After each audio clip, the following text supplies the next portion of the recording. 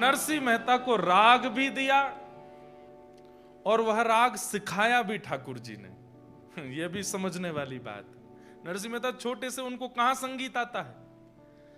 राग दिया भी ठाकुर जी ने, तो फिर नरसिंह मेहता बोले नाथ ये गाना कैसे है? तो फिर ठाकुर जी ने गा के सिखाया भी, ऐसे गाना है। और अब नरसिंह मेहता लिए करताल, हाथों में करताल है, पैरों में प्रिया जी ने नूपुर पहना दिए हैं, श्री किशोरी जी ने नूपुर पहना दिए हैं। और अब नरसिंह मेहता बस वही करताल बजाते हैं, नूपुर बजाते हुए पुनः जूनागढ़ चले गए। ठाकुर जी ने आज्ञा करके भेजा है कि तुमको अभी भक्ति का प्रचार करना है, इसलिए तुम अभी यहां नुकुंज में नहीं रुको, जाओ वापस। और नरसिंह मेहता वापस जूनागढ़ आ गए। ठाकुर जी का दर्शन हुआ, लौट करके आए नरसिंह मेहता। अब तो जित देखूं उतित श्याममयी, जहां देखते हैं वहीं ठाकुर जी दिखाई देते हैं उनको। कहां जाएं?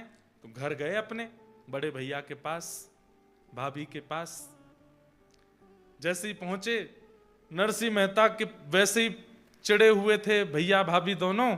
और अब ये पैरों में नूपुर देख करके, हाथ में करताल देख करके, और इनकी वेशभूषा जो भक्तों की सी बनी हुई थी उसको देख करके तो भाभी और भैया दोनों और गुस्सा हो गए। अरे हमने तो सोचा था कि तुम मर गया होगा, तो लौट के आ गया फिर से। और ये क्या पहन के, ये घुंघरू पहन करके कहां घूम रहा है, और ये क्या हाथ में ले रखा है? नरसिंह मेहता ने दंडवत प्रणाम किया दोनों भैया भाभी को। ये ठाकुर जी को पुकारवे को यंत्र है, ये करताल है और ये नूपुर है। जब करताल बजाते बजाते, कीर्तन करते करते नृत्य करते हैं, तब नूपुर की ध्वनि बजती है। इससे प्रिया प्रियतम प्रसन्न होते हैं, इसलिए मैं इनको पहन के आया हूं। भैया जोर से उपहास करने लगे, अरे राम राम राम, ये क्या कर रहा है? चल चल, तुझे राजा के पास ले चलता हूं, राजा से कहूंगा वो तुझे थोड़ी नौकरी दे देंगे, 2-4-5 रुपया महीना कमा लेगा, तेरा भी जीवन कट जाएगा, ये सब उतार दे। क्या पहन के घूमता है? नरसिंह मेहता बोले भैया ये तो नहीं उतारूंगा मैं, क्योंकि जिन्होंने पहनाया है वो बहुत विशेष है। कौन माने नरसिंह मेहता की बात? भाभी चिल्लाने लगी, बोले मैं ऐसे नहीं रहने दूंगी इसको घर में। पहले ही इसके कारण हमारा पूरा अपयश होता रहा है पूरे नगर में, और अब इसको ये घुंघरू पहन के घूमेगा, करताल बजाता घूमेगा, सब इसको क्या क्या बोलेंगे और इसकी वजह से हम लोगों को कलंकित करेंगे। आप पहले ही सुन लीजिए, इसको बाहर कर दीजिए, या तो ये रहेगा या मैं रहूंगी। नरसिंह मेहता बहुत चिंता में आ गए। भाभी मां, मैं कोई भार बन के नहीं, ये तो भगवत प्राप्ति के लिए हम सब जीवन में आए हैं, हम सब ने जन्म लिया है, उसी भाव की पूर्ति करना हूं मैं। बंधुओं एक बात ध्यान रखिएगा, हम लोग कई बार बहुत प्रेशराइज कर देते हैं किसी को कि you should wear Tilak and all every day. अच्छी बात है, पहनना ही चाहिए, नित्य तिलक धारण कीजिए, नित्य कंठी पहनिए, नित्य धोती पहनिए। पर कभी कभी ऐसा होता है कि देखिए मेरे साथ ये चीज डिस्टर्बिंग नहीं है, मैं रोज तिलक धारण करूं, रोज कंठी पहनूं, रोज धोती पहनूं, उसमें कोई दिक्कत नहीं, क्योंकि मेरा जीवन भी कृष्ण है, मेरे प्राण भी कृष्ण है, मेरा प्रोफेशन भी कृष्ण है, मेरा सब कुछ कृष्ण बन चुके हैं, इसलिए मुझे इतनी दिक्कत नहीं। पर आजकल के युवा जो कॉलेज भी जाते हैं, अपनी पढ़ाई आदि भी करते हैं, उनको तिलक धारण करने में अगर वहां उपहास सहना पड़ता है, तो या तो वो प्रहलाद जी की तरह, नरसिंह मेहता की तरह इतने बोल्ड बन करके रहें कि तुम चाहे जितना मजाक उड़ाओ, हम फिर भी तिलक धारण करेंगे, हम फिर भी शिखा रखेंगे, हम फिर भी धोती पहनेंगे। लेकिन यदि वो उपहास मन को व्यथित करता हो, तो ऐसी स्थिति में भक्ति का उपहास ना हो, ऐसी क्रिया करनी चाहिए। और वहां आचार्यों ने एक आज्ञा दी है, क्या? कि आप हाथ में जल लेकर के, आप अपने गुरुदेव का स्मरण करके और जल का तिलक धारण कर लीजिए। दैट इज इनविजिबल, लोगों को नहीं दिखेगा, ठाकुर जी को तो दिखेगा कि मेरो है, तो वो आप धारण करके जा सकते हैं। लेकिन घर वापस आते ही पुनः आपको तिलक धारण करना पड़ेगा। जो लोगों को तिलक धारण करने की विशेष परम इच्छा चित्त में होती है, उन लोगों के लिए ऐसा कर सकते हैं, या तो वो पहनिए, उसके लिए चाहे लड़ना पड़ जाए, दुनिया से लड़ जाइए, लेकिन फिर भी आप उस उपहास को अगर सह नहीं पाते हैं तो आप इस प्रकार से तिलक धारण कर सकते हैं। नरसिंह मेहता जी ने मन में विचार किया कि अकेले मेरा उपहास होता तो मैं सह लेता, लेकिन यहां पर करताल का, नूपुर का, संकीर्तन का, भक्त भेष का अपराध हो रहा है, ये मैं नहीं सह पाऊंगा। और नरसिंह मेहता ने अपने भैया भाभी को प्रणाम किया, बोले मैं घर छोड़ के जा रहा हूं। तो बोले तू जा रहा है इसमें तेरी भलाई होगी। नहीं नहीं नहीं, हम निकाल रहे हैं, हम तुझे घर से निकाल रहे हैं। सोचिए, बोले अगर ये कह के जाएगा कि मैं जा रहा हूं तो नगर के लोग कहेंगे कि उसने घर छोड़ा, इसमें इसकी भलाई मानी जाएगी। ऐसा करो कि हम तुझे निकाल रहे हैं। और नगर के लोगों को पता चले तो हल्ला करते हुए नरसिंह मेहता को घर से निकाल दिया। सब लोगों ने समझ लिया कि नरसिंह को घर से निकाल दिया है। नरसिंह मेहता जी बोले भैया मेरे तो ठाकुर जी हैं, अब वही मेरा जीवन चलाने वाले हैं, वही मेरी रक्षा करने वाले हैं, देखेंगे क्या होता है। गांव के बाहर एक धर्मशाला थी, उस धर्मशाला में जाके नरसिंह मेहता रहने लगे।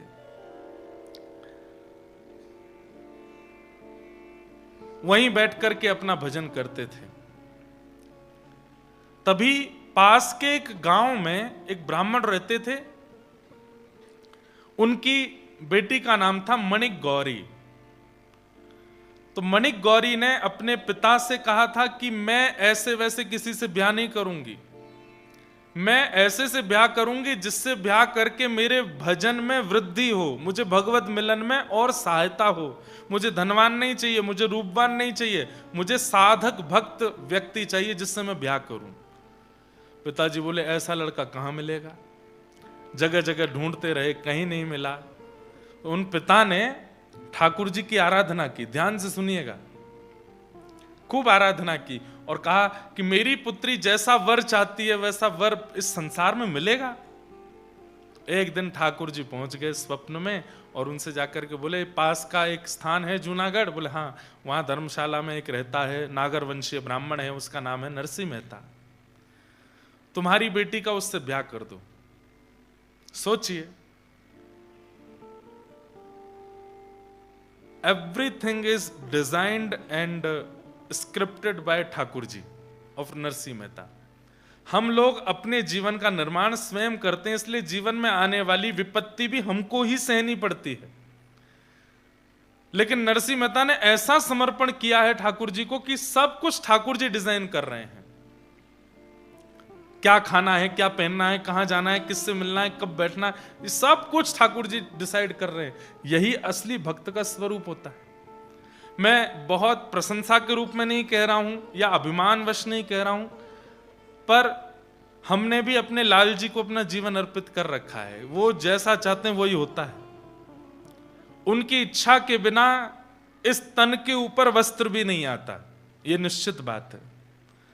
उनकी इच्छा के बिना मैं विदेश में भी कहीं नहीं जाता। नायरोबी आने के लिए भी पर्ची डालनी पड़ती है कि आप चलोगे, वो हां बोलते हैं तो ही आते हैं। और भी जहां कथाएं होने ही हैं सब जगह की, भारत में तो अब नहीं जाते लाल जी, अब विवाह के बाद लाल जी का विवाह हो गया, तब से लाल जी घर विराजने की ज्यादा संभावना। बाकी ईच एंड एवरीथिंग सब लाल जी डिसाइड करते हैं कि क्या होना है क्या नहीं।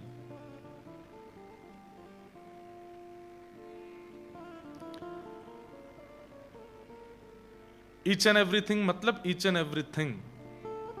हमारी गृहिणी भी उन्हीं की आज्ञा से आई है, ये भी उन्हीं की आज्ञा है।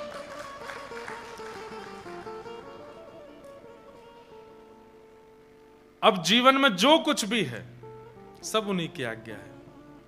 ये गाड़ी लें नहीं लें, यहां पे जाएं नहीं जाएं, यहां घर बनाएं नहीं बनाएं, उससे मिलें नहीं मिलें, सब कुछ ठाकुर जी डिसाइड करते हैं। और यही जीवन होना चाहिए, ऐसा ही होना चाहिए। उसमें अपने को एक चीज होती है कि जब सब कुछ ठाकुर जी ने विचार करके दिया है तो उसमें होने वाली आपत्ति विपत्ति संपत्ति वह सब भी ठाकुर जी की जिम्मेवारी है। वो देखेंगे, वो संभालेंगे।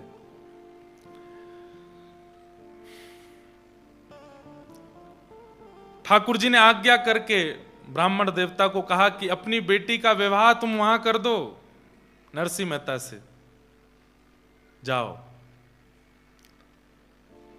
यहां पर उन ब्राह्मण देवता ने अपनी बेटी मणिक गौरी का ब्याह नरसिंह मेहता से किया। नरसिंह मेहता जी ने भी ब्याह कर लिया, गृहस्थाश्रम में प्रवेश किया। आपकी पहली बेटी हुई जिसका नाम था कुमरी बाई। क्या नाम था? कुमरी बाई। ब्याह के 2 साल बाद प्रथम पुत्री हुई कुमरी बाई, जिसको आप नन्ही नन्ही कह के बुलाते थे। क्या बोलते थे? नन्ही। जैसे बालक पिता अपने बालक को प्यार से बुलाता, तो ऐसे ये नन्ही नन्ही बोलते थे। उसी से उनका फिर कालांतर में नाम नानी हो गया और सब उनको नानी बाई बोलने लगे। और वही कथा फिर कल आएगी, नानी बायनो मायरो, जिनका भात भरने के लिए स्वयं ठाकुर जी गए थे। ये वही नन्ही नन्ही बाई, इनका नाम क्या था? कुमरी बाई, असली नाम कुमरी बाई। नरसिंह मेहता जी के फिर दूसरे एक पुत्र हुए, उनका नाम था श्यामल दास। इनकी बारात में भी ठाकुर जी गए थे। कितना सुंदर प्रसंग है, अभी सोच के ही मुझे गूज़बम्स हो रहे हैं। इनकी बारात भी ठाकुर जी लेके गए थे। सब कुछ नरसिंह मेहता के जीवन में अपना कुछ है ही नहीं, सब ठाकुर जी कर रहे हैं। और तीसरी इनकी एक पुत्री हुई, उनका नाम था रत्नाबाई। ये 3 संतान हुई नरसिंह मेहता की। धर्मशाला में रहते थे छोटे छोटे बच्चे। तो एक दिन पत्नी ने कहा, हम भक्ति करते हैं, भजन करते हैं, ठाकुर जी की सेवा करते हैं, आप प्रवचन करते हो। अपनी पत्नी बच्चों को प्रवचन सुनाते थे नरसिंह मेहता, फिर कीर्तन करते थे। बोले सब अच्छा है, पर ये धर्मशाला में बच्चे रहते हैं, मैं रहती हूं, कोई भी आ जाता है, कोई भी, तो इससे थोड़ा मुझे लगता है कि कैसे करें, कहीं हम घर नहीं बना सकते। नरसिंह मेहता बोले, देखो देवी, हम अपने लिए घर बनाएं ये हमारा स्वभाव नहीं, ठाकुर जी के लिए घर बनेगा और ठाकुर जी कृपा करेंगे तो ठाकुर जी के लिए घर बनेगा। अब जब तक ठाकुर जी को धर्मशाला में बढ़िया लग रहा है तब तक रहेंगे, जब ठाकुर जी की इच्छा होगी तो घर में भी जाएंगे।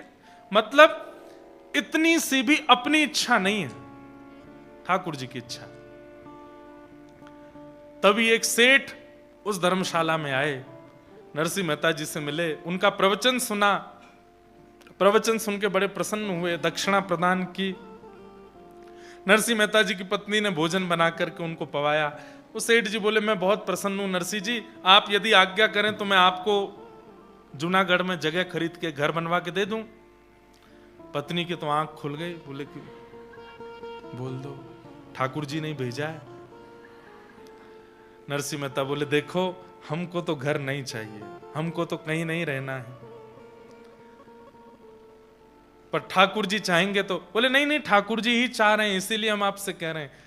खूब कहा। नरसिंह मेहता बोले, मैं कैसे मान लूं कि ठाकुर जी चाह रहे हैं। बहुत देर तक तो वो सेठ जी बताते रहे कई बात, लेकिन नरसिंह मेहता नहीं माने। अंत में आकर के उन्होंने अपना असली रूप दिखाया। वो कोई और नहीं, श्री अक्रूर जी महाराज थे, जो भगवान को वृंदावन से मथुरा लेकर के गए थे, ठाकुर जी के काका जी।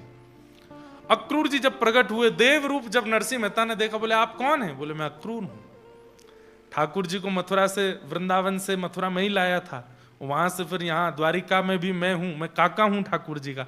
ठाकुर जी ने ही मुझे भेजा है कि नरसिंह के लिए एक भवन निर्माण करो, आपकी कुछ रिक्वायरमेंट बता दो।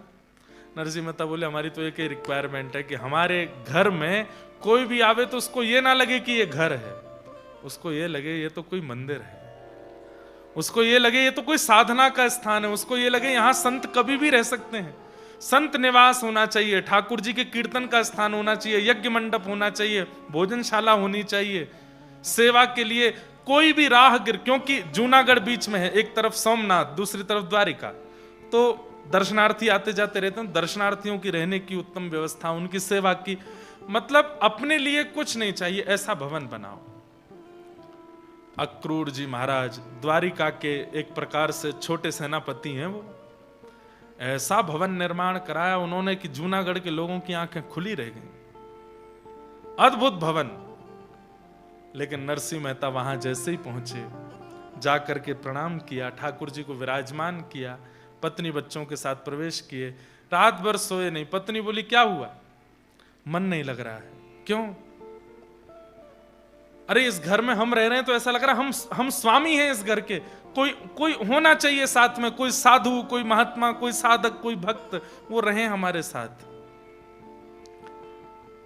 तभी जूनागढ़ में कुछ सूरदासों का आगमन हुआ। सूरदास जानते हैं जिनके नेत्र नहीं होते। ऐसे 16-17 सूरदास आए, ध्यान से सुनिएगा, जो एक दूसरे का कंधा पकड़ के चलते थे, दिखाई नहीं देता था। आगे वाला छड़ी पकड़ के चलता, बाकी सब उसके एक दूसरे के कंधे पकड़ लेते। और इनका काम क्या था सूरदासों का? घर हर द्वार पर जाते और मंजीरा बजा करके कीर्तन करते। घर के व्यक्ति की अगर श्रद्धा होती तो वो इनको भोजन दे देता, दक्षिणा दे देता, खा पी करके वहीं गुजर बसर कर लेते। फिर दूसरे घर में जाते, वहां थोड़ी देर कीर्तन करते। ऐसे एक दिन नरसिंह मेहता ने घर के बाहर देखा तो 17 सूरदास एक दूसरे के पीछे कंधा पे हाथ धरे चल रहे थे, हाथ में मंजीरा, करताल, कीर्तन जैसे ही करने लगे नरसिंह मेहता के द्वार के बाहर, तुरंत अपनी पत्नी के साथ गए, सबके चरण वंदन किए, चरण धोए, चरण धो करके माला पहनाई। नरसिंह मेहता बोले, आप सब कौन हैं? बोले, हम सब सूरदास हैं, ठाकुर जी का कीर्तन करते हैं, घर घर के बाहर जाकर के कीर्तन करते हैं, फिर जो मिल जाता है उससे पाते हैं। बोले, आप ठाकुर जी की प्राप्ति के लिए भजन करते हो कि भोजन के लिए भजन करते हो? तो उन्होंने कहा, अभी तो भोजन के लिए कर रहे हैं, पर भोजन सहज ही मिल जाएगा तो ठाकुर जी के लिए करने लगेंगे। नरसिंह मेहता बोले, तो आप सही जगह आए हो, आज से ये भवन आपका है और आप यहीं रहेंगे हमारे साथ है। सबकी उम्र पूछी, सुनिएगा ध्यान से, क्यों उम्र पूछी? बोले, नरसिंह मेहता से जो छोटे हैं वो सब छोटे भाई और जो बड़े हैं वो सब बड़े भाई, और तो परिवार है नहीं, यही मेरा परिवार। पत्नी से कहा, ये जेठ हैं, ये 3-4 जो हैं, और ये बाकी के जो हैं तुम्हारे देवर हैं, इनसे घूंघट करके रहना, इनको रोज प्रणाम करना। और पत्नी भी उसी भावना से उन सबको प्रणाम करती। गली मोहल्ले के लोग पूछते, अरे नरसिंह ये कौन है? बोले, रिश्तेदार हैं हमारे। अच्छा, दूर के होंगे? बोले, दूर के नहीं है, सबसे करीब के हैं, सबसे करीब के हैं। बोले, अच्छा, किनके बालक हैं? बोले, ठाकुर जी के बालक हैं, ठाकुर जी हमारे प्राण हैं और उनके ये सब बालक हैं, इसलिए हमारे सबसे करीबी हैं। अंतिम दिन तक, नरसिंह मेहता जी के अंतिम दिन तक ये सारे सूरदास उनके साथ ही रहे। एक दिन भी सूरदासों को दूर नहीं किया नरसिंह मेहता जी ने। नरसिंह मेहता कभी कभी उन सूरदासों के सामने बैठ करके कहते, आप कितने भाग्यशाली हो। बोले, क्यों? ठाकुर जी ने आपको नेत्र नहीं दिए। बोले, ये इसमें भाग्य क्या है हमारा? तब नरसिंह मेहता कहते, हरि में नैनहीन तुम नैना, हरि में नैनहीन तुम नैना। मैं नैनहीन हूं, इसका मतलब क्या है? मेरे नेत्र ठाकुर जी आप ही हो। थाम उंगरिया जौन डगरिया, थाम उंगरिया जौन डगरिया, थाम उंगरिया जौन डगरिया, थाम उंगरिया जौन डगरिया। ले चालो तुम जानो, ले चालो तुम जानो, हरि में नैनहीन तुम नैना, हरि में नैनहीन तुम नैना। मैं नैनहीन हूं पर मेरे नेत्र आप हो। और नेत्रों का काम है वो अच्छे स्थान को देख के हमको वहां ले चलते हैं। मेरे नेत्र ही जब ठाकुर जी आप बन जाओगे तो थाम उंगरिया जोन डगरिया ले चालो तुम जानो, हरि में नैनहीन तुम नैन। आप लोग प्रेम से मेरे घर पर निवास कीजिए, आपका ही स्थान है। और नरसिंह मेहता उनके साथ में भाव से रहने लगे। भाई ने घर से तो निकाल दिया था नरसिंह मेहता जी को, लेकिन साल में एक बार नरसिंह मेहता जी के पिताजी का श्राद्ध होता था। उस श्राद्ध में बड़े भैया इनको कहते थे कि उसमें तुम आ सकते हो, बाकी तुम साल भर मत आना, पर पिताजी का माताजी का श्राद्ध होता है, उसमें आ सकते हो।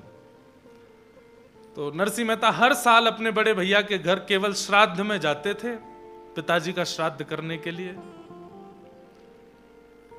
अब की बार जब बड़े भैया आए निमंत्रण देने, तो नरसिंह मेहता भाभी और उनकी पत्नी दोनों ने प्रणाम किया, घर में बिठाया। बोले अच्छा, किसी बड़े यजमान के द्वारा घर बनवा लिया आप तुमने, बहुत बड़ा घर बनवाया है। भैया सब आपकी पिताजी की कृपा है, ठाकुर जी की कृपा है। अच्छा, कल पिताजी का श्राद्ध है, आ जाना। जी भैया मैं आ तो जाऊंगा, लेकिन एक थोड़ी सी बात है। बोले क्या? हमारे परिवार में अब 3 बालक, मैं, मेरी पत्नी, हम ही नहीं हैं, हमारे साथ में 16 सूरदास भी हैं, वो भी आएंगे, वो हमारे ही परिवार के हैं, वो भी आएंगे, तो आप थोड़ी सी व्यवस्था ज्यादा रखना। और भैया एक बात और। बोले क्या? अब मेरे नियम बहुत हो गए, मैं सुबह से सेवा करता हूं ठाकुर जी की, तो मैं जल्दी नहीं आ पाऊंगा, मैं सेवा पूरी करके ही आ पाऊंगा। अब ये बातें कहीं तो बड़ी सहजता से थी नरसिंह मेहता ने, लेकिन उनके भैया को बहुत चुभ गई। अच्छा, ये बाहर के व्यक्ति हमारे नाम के नहीं, गोत्र के नहीं, कुल के नहीं, खानदान के नहीं, इनको लेके आएगा तू श्राद्ध में? सुन, हम तो तुझ पर कृपा करे बैठे थे कि 365 दिन में एक दिन तुझे अपने घर आने देते थे, अब वो भी बंद।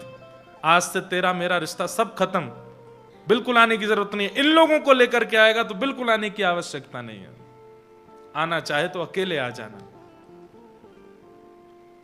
नरसिंह मेहता तो उनको बिल्कुल अपना मान चुके। एक कथा सुनाऊं। हमारे आचार्य चरण श्री रामानुजाचार्य जी महाराज, रामानुजाचार्य भगवान के सगे जामाता, जामाता मतलब दामाद, उनका नाम था श्री लालाचार्य जी महाराज। क्या नाम था? लालाचार्य। वे रामानुजाचार्य जी के शिष्य भी थे और दामाद भी थे। तो रामानुजाचार्य जी से एक दिन उन्होंने कहा, गुरुदेव मुझे कुछ आज्ञा कीजिए कि मैं आपकी उस आज्ञा का पालन कर सकूं। तो रामानुजाचार्य जी ने आज्ञा की, तिलकधारी, कंठीधारी, धोतीधारी, शिखाधारी, कमंडलधारी, त्रिपुंडधारी, जटाधारी या मुंडधारी, जो भी भगवत भक्त मिले उनको भगवान के समान मान करके उनकी पूजा करनी है। भक्तों को भगवान के समान मान करके उनकी आराधना करो, ये मेरी आज्ञा है। तो लालाचार्य जी बोले, मैं आपका शिष्य हूं पर मैं दामाद भी हूं, तो मैं दामाद होने के नाते एक बात कह सकता हूं। तो रामानुजाचार्य जी बोले, क्या? आपकी आज्ञा तो हो गई है कि भक्तों को भगवान के समान मानो, पर मेरी दृष्टि ये कर नहीं पाएगी। मैं भक्तों को भगवान के समान नहीं मान सकता। भगवान भगवान है, भक्त भक्त है, मैं नहीं कर पाऊंगा। तो रामानुजाचार्य जी को अच्छा लगा, चलो झूठ तो नहीं बोला, जो सत्य है वो बोल दिया। तो बोले दूसरी आज्ञा मानो। बोले क्या? भक्तों को भगवान के समान नहीं मान सकते तो भक्तों को गुरु के समान मानो। जितनी श्रद्धा निष्ठा अपने गुरु में रखते हो उतनी श्रद्धा निष्ठा भक्तों में रखो। तो लालाचार्य जी हंस के बोले, क्षमा करें मैं ये भी नहीं कर पाऊंगा, मेरे गुरु हैं, मैं सबको गुरु रूप में कैसे देख सकता हूं? आप इसके भले मुझे कोई दंड दे दीजिए, लेकिन ये मैं कर नहीं पाऊंगा। तो फिर रामानुजाचार्य जी ने तीसरी आज्ञा दी। बोले भक्तों को अपने संबंधियों के समान मानो, अपने परिवार के समान मानो। लालाचार्य जी बोले, ये करके दिखाऊंगा, मैं ये कर दूंगा। और उसका प्रभाव ये कि लालाचार्य जी जिस भी तिलकधारी को देखते, उसकी कद काठी, मुख आदि को देख करके उसको नाम दे देते। अरे चाचा जी बड़े दिन में मिले। वो कहता, कहां का भतीजा है भैया? अरे नहीं नहीं चाचा जी आप भूल गए हैं, मैं तो जानता हूं, हमारा संबंध तिलक से है, तिलक से। आइए आइए, आपकी बहू ने घर पे आज बड़ी सामग्री बनाई है, चलिए घर पे लेके आते।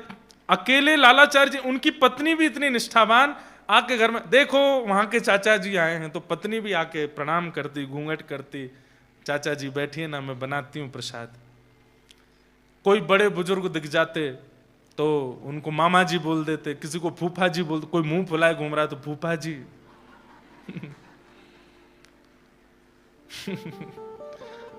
I'm sorry to all फूफाजीज whoever is sitting in this hall. फूफा जी थोड़े मुंह फुला लेते हैं। सबको वो संबंधी मानते थे। पूरे नगर में चर्चा था कि लालाचार्य जी की भक्ति देखो।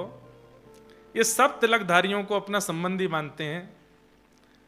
कभी कभी तो इनकी पत्नी की सहेलियां वो उनसे मजाक विनोद कर देती, अरे घूंघट कर ले, क्यों? क्या पता तेरे दादा ससुर आ रहे हो सामने से, देख तिलकधारी आ रहा है कोई। तो वो वास्तव में घूंघट ही कर लेती, बोले हाँ तूने बढ़िया याद दिलाया, दादा ससुर ही है। एक बार ऐसा हुआ कि कावेरी नदी में एक शव बहता जा रहा था और उस शव के गले में कंठी माला थी, और तभी इनकी पत्नी जल भर रही थी। तो विनोद में फिर से सखियों ने कहा, अरे अरे देख, कहीं तेरा देवर तो नहीं जा रहा मरा हुआ, देख किसी का शव बहता हुआ जा रहा है, गले में कंठी माला है। और इस बात को सुनकर के वो इतनी व्याकुल हो गई कि रोते रोते अपने पति के पास गई और जाकर के कहा, लालाचार्य जी कंठी माला पहने एक शव बहता हुआ जा रहा है। सबने कहा वो मेरे देवर तो नहीं, कंठी है गले में। तो ये बात सुनते ही कि कंठी गले में है और वो शव है, मतलब मृत्यु हो चुकी है, लालाचार्य जी इतना रोए इतना रोए। अरे मेरे छोटे भाई चले, अभी तक देखा भी नहीं है उनको। ये नाटक नहीं हो सकता, ये वास्तविकता है। इतना रोए, व्याकुल हो गए, दौड़ करके गए, जाकर के उनका शव निकाला, 2-4 लोगों की मदद से अपने घर ले आए। किसी अन्य के शव को अपना घर कैसे ला सकता है कोई? घर ला करके पुरोहित जी को बुलाया, बोले कि इनका सब करवाइए संस्कार। पुरोहित जी बोले इनका नाम गोत्र तुम्हारे, बोले जो मेरा गोत्र है वही गोत्र है, और जिनका कोई गोत्र नहीं तो तिलकधारी कंठीधारी अच्युत गोत्र है। पुरोहित जी ने कहा भैया मैं नहीं कराऊंगा इनका अंतिम संस्कार। जैसे तैसे एक ब्राह्मण मिला, उसने संस्कार कराया। 13 दिन तक 10 गात्र किए, जो हमारे रिचुअल्स में होता है। 13 दिन बाद ब्राह्मण भोज रखा घर पर, एक भी ब्राह्मण नहीं आया। बोले कुल ये अपनी भक्ति अपने रखे अपने पास, कुल का नहीं, जाति का नहीं, खानदान का नहीं, उसका भोजन करने जाएंगे हम? तो लालाचार्य जी रोते हुए रामानुजाचार्य जी के पास गए, बोले मैंने तो आपकी आज्ञा का पालन किया था, पर यह संसार उस आज्ञा को पूर्ण होने नहीं दे रहा है। आपने कहा था कि तिलकधारी कंठीधारी सब तुम्हारे संबंधी, अपने संबंधी का मैं 10 गात्र कर रहा हूं, ब्राह्मण भोज कर रहा हूं, तो फिर ब्राह्मण भोजन करने क्यों नहीं आए? मेरी निष्ठा में कमी नहीं है, पर ये संसार के लोग मेरी निष्ठा को पनपने नहीं दे रहे हैं। तो रामानुजाचार्य जी के नेत्र सजल हो गए। श्री रंगनाथ भगवान पौड़े थे, जाकर के हाथ जोड़ के कहा, नाथ इनका विश्वास अविश्वास ना हो जाए, कृपा कीजिए। तुरंत ठाकुर जी ने इशारा किया और आकाश मार्ग से एक दिव्य तेज प्रकट हुआ। वैकुंठ से ब्राह्मण प्रकट होकर के आए और लालाचार्य जी के यहां आकर के प्रसाद पाया उनका। वैकुंठ से ब्राह्मण भेजे ठाकुर जी ने। कभी कोई भगवत भक्त ब्रजवासी या ठाकुर जी का संबंधी सन्मुख आ जाए ना बंधु, थोड़ा नाच लिया कीजिए। आज के दिवस की मैं जाऊं बलिहारा, मेरे घर आया राधा रमण जू का प्यारा, मेरे घर आया राजा रमण जू का प्यारा। आज के दिवस की मैं, आज के दिवस की मैं, आज के दिवस की मैं, आज के दिवस की मैं जाऊं बलिहारा, मेरे घर आया राजा राम जी का प्यारा, मेरे घर आया राजा राम जी का प्यारा। जैसे अपना जन्मदिन याद रखते हैं, एनिवर्सरी याद रखते हैं, बच्चों के बर्थडे याद रखते हैं, कैलेंडर में उस दिन को भी याद रखिए जिस दिन कोई वैष्णव आपके घर आया था, और उसकी भी हर वर्ष गांठ मनाया कीजिए कि आज के दिन वो महापुरुष हमारे यहां आए थे, आज के दिन उनका पदार्पण हुआ था। इतनी निष्ठा भक्तों के प्रति होनी चाहिए। नरसिंह मेहता जी ने अपना संबंध तुड़वाना स्वीकार कर लिया, लेकिन उन 17 सूरदासों को नहीं त्यागूंगा। वो भजन करते हैं, नरसिंह मेहता जी के जब भैया चले गए संबंध तोड़ के, तो सब लोगों ने कहा अब नरसिंह, पिताजी का श्राद्ध तो श्राद्ध है, बड़े भैया ने तो घर से निकाल दिया, अब तुमको अलग से करना पड़ेगा। नरसिंह मेहता जी बोले करेंगे, व्यवस्था है? बोले व्यवस्था तो नहीं है। बोले चलो कुछ ना कुछ व्यवस्था बनेगी। तो नरसिंह मेहता जी बोले एक मेरे सेठ जी हैं, मेरे यजमान हैं, उनको मेरा कीर्तन भजन बहुत अच्छा लगता है, मैं उनसे कुछ कर्जा ले लूंगा, उससे अपने पिताजी का श्राद्ध करूंगा, मैं व्यवस्था कर लूंगा। उससे पहले ब्राह्मणों को निमंत्रण दे आता हूं, और देवी तुम रसोई घर तैयार रखना, सेठ जी से कर्जा लेकर के आऊंगा, सामग्री ले लेंगे और फिर पिताजी का श्राद्ध हम लोग यहीं कर लेंगे। यहां पर बंधुओं, जब व्यक्ति विपरीत होते हैं ना, तो वो सब लोग ईर्ष्या में आ जाते हैं। नरसिंह मेहता जी का घर बन गया, नरसिंह मेहता जी को इतने लोग सुनने लगे, इन सब से जूनागढ़ के ब्राह्मण वंशीय लोग सब चिढ़ने लगे थे नरसिंह मेहता जी से। सब लोग ध्यान से इधर देखो, कथा सुनो, बहुत सुंदर प्रसंग है। नरसिंह मेहता जी कुछ ब्राह्मणों के पास गए, अपने कुल पुरोहित के पास जाकर के कहा कल पिताजी का श्राद्ध है, आप आ जाना। तो कुल पुरोहित बोले हम तो तुम्हारे बड़े भैया को वचन दे चुके हैं, उसके पास जाएंगे और एक दिन में 2 श्राद्ध नहीं खाने चाहिए, हम तो नहीं आ पाएंगे, कहीं और व्यवस्था करो। नरसिंह मेहता जी किसी और ब्राह्मण के पास गए, वो ब्राह्मण भी नरसिंह मेहता जी से चिढ़ता था। तो उसने कहा नरसिंह जी दाम वाम है कि नहीं है, करवा पाओगे श्राद्ध? बोले कि करेंगे सब, आप बस आ जाइएगा। बोले ब्राह्मण भोजन के लिए कुछ व्यवस्था? बोले कि हाँ 4-5 ब्राह्मणों को तो भोजन पवा देंगे, आप आज्ञा कर दीजिए किनको निमंत्रण देना। बोले तुम क्या जाओगे निमंत्रण, मैं ही बुला लाऊंगा अपने साथ, तुम जाके बस व्यवस्था करो। नरसिंह जी बोले बड़ी कृपा, आप 5 ब्राह्मणों को लेके आ जाइएगा कल। ठीक है। नरसिंह जी जैसे ही गए, उस व्यक्ति ने सोचा 5 ब्राह्मण, पूरे जूनागढ़ को निमंत्रण दूंगा कल मैं, कल तेरे यहां भीड़ होगी, तमाशा होगा और हम देखेंगे, इतने ब्राह्मण आ जाएंगे, और जब नहीं पवा पाएगा नरसिंह मेहता तो फिर गालियां पड़ेंगी, तब आएगा आनंद। उस ब्राह्मण ने पूरे जूनागढ़ के ब्राह्मणों को निमंत्रण दे दिया। अरे नरसिंह मेहता ने बुलाया है, अरे हाँ हाँ बड़ा घर बन गया, अब तो भैया अब तो जरूर वो भोजन बढ़िया ही पवाएगा कुछ, कल चलते हैं उसके यहाँ प्रसाद पाने के लिए। यहां नरसिंह मेहता जी ने पत्नी से कहा देवी अब तुम तैयारी रखना, मैं ब्राह्मण देवता को बोले 5 ब्राह्मण कल आएंगे, एक पुरोहित जी आएंगे, और मैं सेठ जी के पास जा रहा हूं, उनसे थोड़ी व्यवस्था उधार ले आता हूं। 17 सूरदासों से भी कह गए आप भी ध्यान रखिएगा अपना। बोले हाँ ठीक है। नरसिंह मेहता जी उस सेठ जी के पास गए, सेठ जी से कहा ऐसे ऐसे पिताजी का श्राद्ध है, कुछ दे दीजिए आप, मैं आपको चुका दूंगा। सेठ जी बोले अगर मैं कोई दूसरा ऑफर दूं तो? क्या ऑफर? बोले आपको चुकाना नहीं पड़ेगा, जितना चाहोगे मैं दे दूंगा, पर आपको चुकाना नहीं है, कुछ और करना पड़ेगा। नरसिंह मेहता बोले क्या करना है? बोले मुझे कीर्तन सुना दीजिए, बैठ करके थोड़ा कीर्तन सुना दीजिए, और मैं जितने चाहूं उतने कीर्तन मुझे सुना दीजिए, मैं आपको जितना कहोगे उतना कर्जा दे दूंगा, उधार दे दूंगा आपको।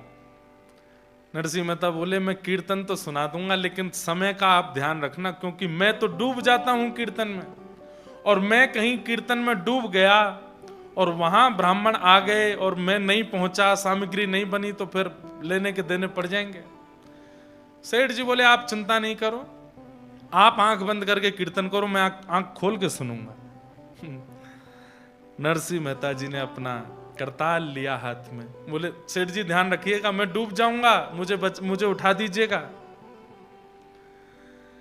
बोले आप तो बस सुनाना प्रारंभ करो, और गाने लगे नरसिंह मेहता। हे मारा गिरधर लाल, थारो नचायो नाचू रे, मारा गिरधर लाल, थारो नचायो करताल बजा के गाओ। नाचू रे। मारा नट राजा, थारो नचायो नाचू रे। ओ मारा ऊट राजा थारो नचायो नाचूं रे। ओ मैं तो थारो नचायो नाचूं। ओ मैं तो थारो नचायो नाचूं रे। मैं तो थारो नचायो नाचूं। ओ मैं तो थारो नचायो नाचूं रे। मारा गिरधर लाल थारो नचायो नाचूं रे। ओ मारा गिरधर लाल थारो नचायो बोलो गिरधर लाल प्यारे की।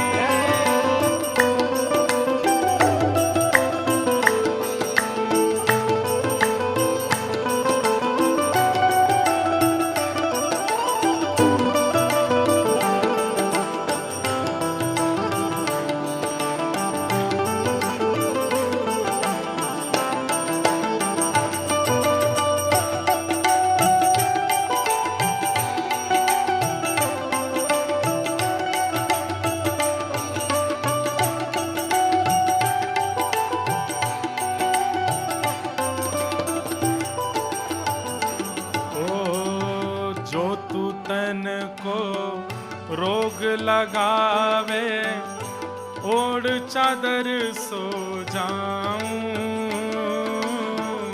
जो तू तन को रोग लगावे ओढ़ चादर सो जाऊं। जो तू तन को रोग लगावे ओढ़ सिरख सो जाऊं। जो तू तन को रोग लगावे ओढ़ सिरख सो जाऊं। जो तू काल रूप बन आवे। जो तू काल रूप बन आवे। जो तू काल रूप बन आवे। जो तू काल रूप बन आवे। लपक गोद में आऊं। हाँ मारा गिरधर लाल थारो नचायो नाचूं। तुम्हारा गिरधर लाल थारो नचायो नाचूं रे। मारा गिरधर लाल थारो नचायो नाचूं रे। हमारा गिरधर लाल थारो नचायो नाचूं रे। इन पंक्तियों में जो सबसे प्रिय मुझे लगती है, घर का प्राणी कहा ना माने मन मन खुशी मनाऊं। घर का प्राणी कहा न माने मन मन खुशी मनाऊं। नरसिंह मेहता कह रहे हैं घर के लोग हमारी मानते नहीं है, हमारी चलने देते नहीं, हमारी एक भी बात नहीं सुनते। बड़ी कृपा है ठाकुर जी, अच्छा है, सब मेरी बात मानने लगेंगे तो सबके प्रति मोह हो जाएगा। अच्छा है मेरी बात मानते नहीं, किसी के प्रति मेरा मोह नहीं है। घर का प्राणी कहा न माने मन मन खुशी मनाऊं। घर का प्राणी कहा न माने मन मन खुशी मनाऊं।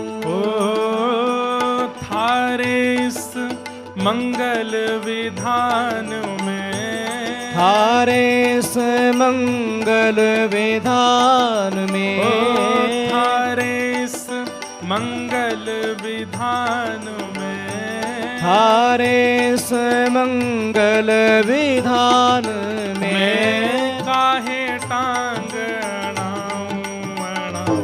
मारा गिरधर लाल थारो नचायो नाचूं रे। मारा गिरधर लाल थारो नचायो नाचूं रे।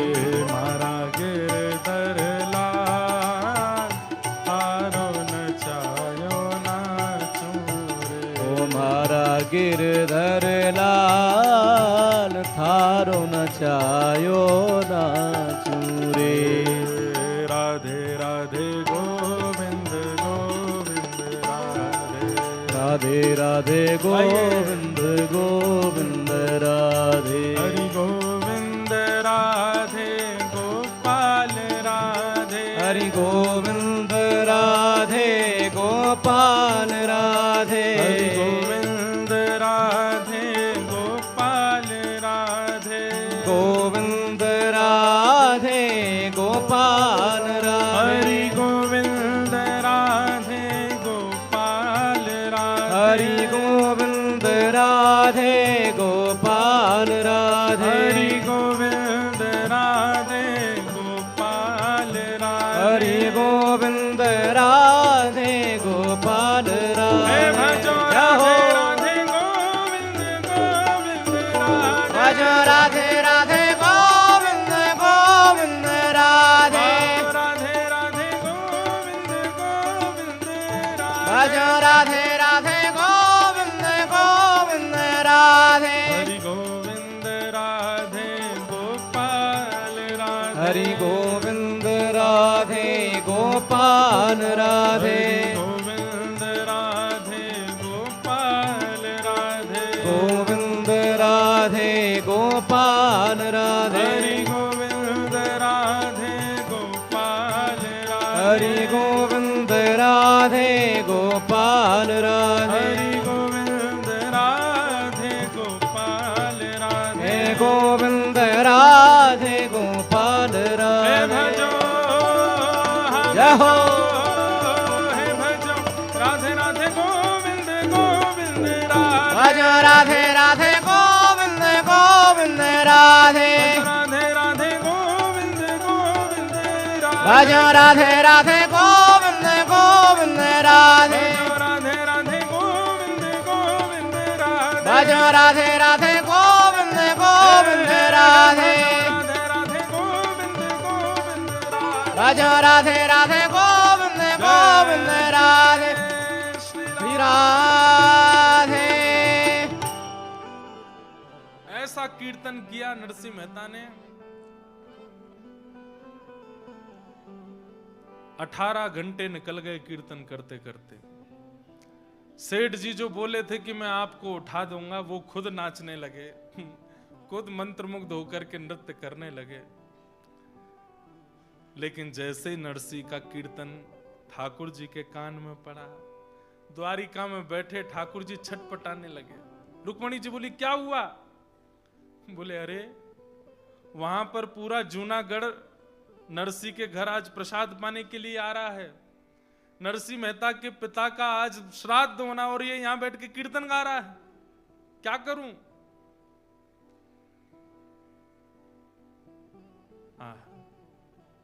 अपने जन के कारण ठाकुर जी रूप बदलते हैं। कभी ठाकुर जी कोई बन के आते हैं, कभी कोई बन के आते हैं, कभी कोई बन के आते हैं, पर इस कलिकाल में एकमात्र ऐसे नरसिंह मेहता हैं या फिर श्री जयदेव महाप्रभु हैं जिन दो लोगों का रूप ठाकुर जी ने धारण किया। और आज नरसिंह मेहता बनकर के स्वयं ठाकुर जी उनके घर पहुंच गए। नरसिंह मेहता बनकर के ठाकुर जी आ गए। वहां नरसिंह जी कीर्तन कर रहे हैं, दोनों भुजा उठा करके। नरसिंह मेहता जैसे ही आए तो ठाकुर जी आए हैं, नरसिंह मेहता नहीं है। पत्नी ने कहा इतना विलंब कर दिया। अरे देवी अब क्या बताऊं मैं, सेठ जी तो बड़े कंजूस हैं, दे ही नहीं रहे थे, बड़ी मुश्किल से दिया है। अच्छा व्यवस्था हो गई? बोला हाँ सब व्यवस्था है, तुम तो बनाओ।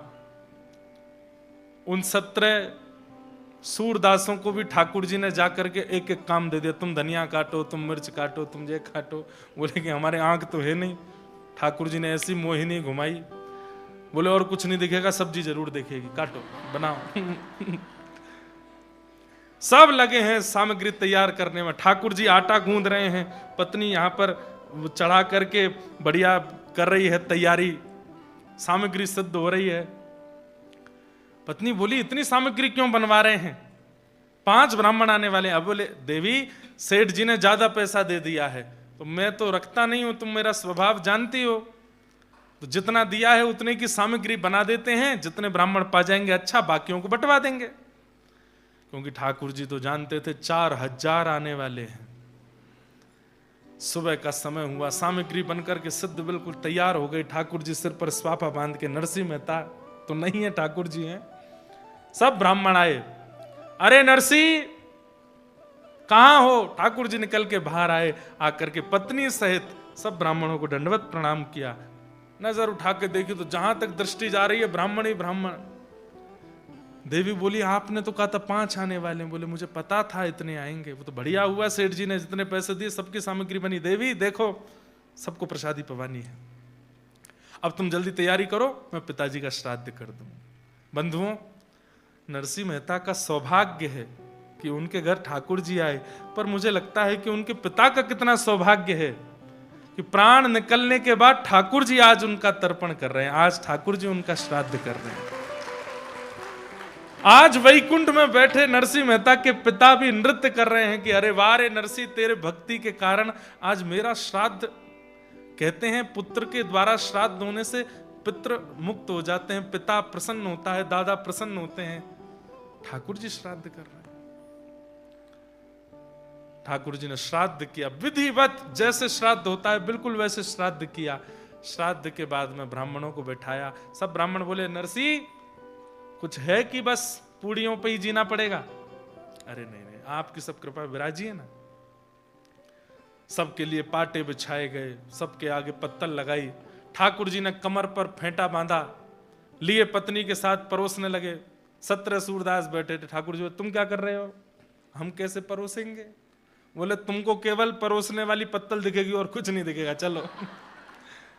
ऐसा भाव है नहीं, मुझको लगता है ठाकुर जी ने किया तो होगा, कहीं लिखा नहीं है, लेकिन मेरे मन में आया जब मैं इस भाव को पढ़ रहा था तो मेरे मन में आया कि ठाकुर जी ने जरूर उन 17 के साथ भी लीला तो करी होगी। सबको प्रसाद, एक नहीं 2-2 4-4 सब्जियां बनी है, 2-2 3-3 प्रकार की पूड़ियां बनी है, अमरस बना है, रायता बना है, और सब इतना स्वादिष्ट क्यों? ठाकुर जी अपने हाथ से लेकर के आए। जिनके हस्त कमलों में अमृत साक्षात विद्यमान है, ऐसे ठाकुर जी अपने हाथ से परोस रहे। ब्राह्मण पा करके बस कहते हैं, हमारे नाथ द्वार में एक बाबा हैं, सबको मिलते नहीं है, बहुत कम लोगों से मिलते हैं, ब्रज के हैं।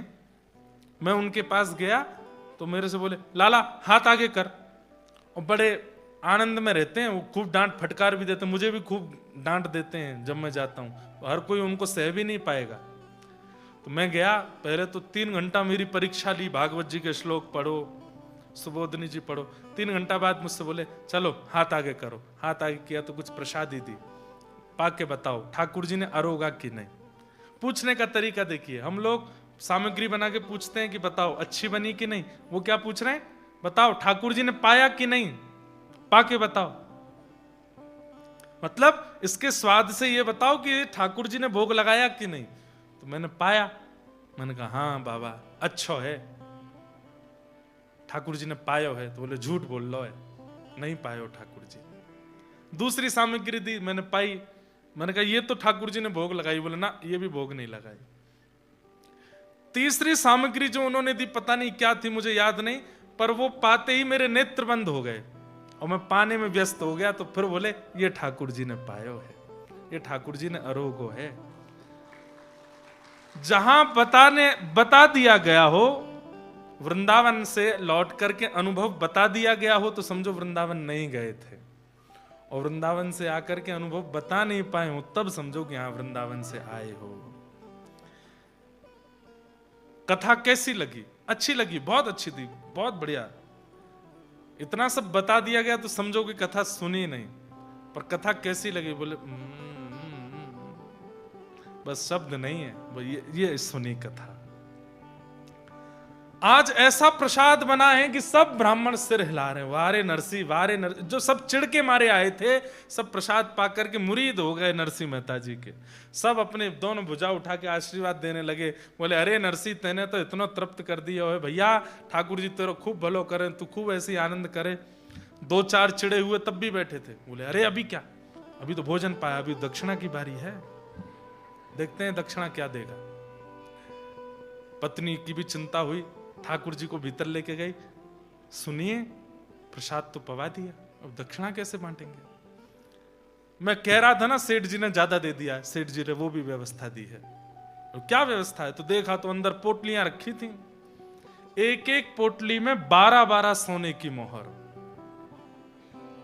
पत्नी बोली मुझे लगता था सेठ जी उदार हैं, पर ये तो बहुत ही ज्यादा उदार हैं, इतने उदार।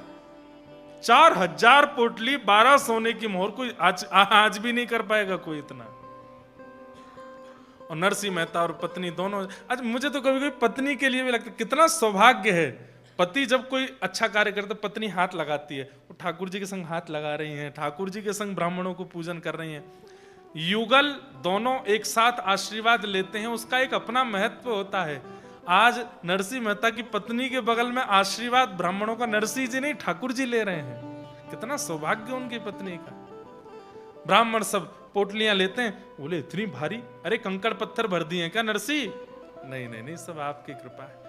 खोल खोल के देगा तो 12-12 सोने की मोहर। ब्राह्मणों के नेत्रों से आंसू निकल पड़े, सब हृदय से लगावे नरसिंह मेहता को और प्रणाम करते हुए सब लोग वहां से निकल पड़े। नगर में जाके हल्ला मचा दिया महाराज। वो कुल पुरोहित जी जो आए ही नहीं थे, वो बड़े भैया के यहां श्राद्ध खा के आए। उस समय श्राद्ध में सबसे बड़ी दक्षिणा मिलती थी 1.5 रुपया। कितना?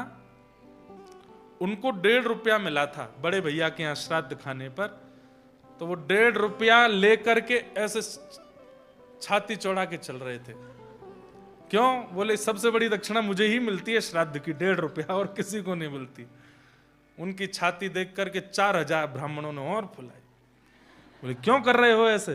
1.5 रुपया मिला, आज देखा मेरे यजमान ने कितना दिया? बोले महाराज अब बस बुलवाओ मत बता हमसे। नहीं नहीं बताओ। बोले 12 सोने की मोहर। अरे झूठ बोलते हो? बोले नहीं हम सत्य बोल रहे हैं, 12 सोने की मोहर, एक को नहीं सबको।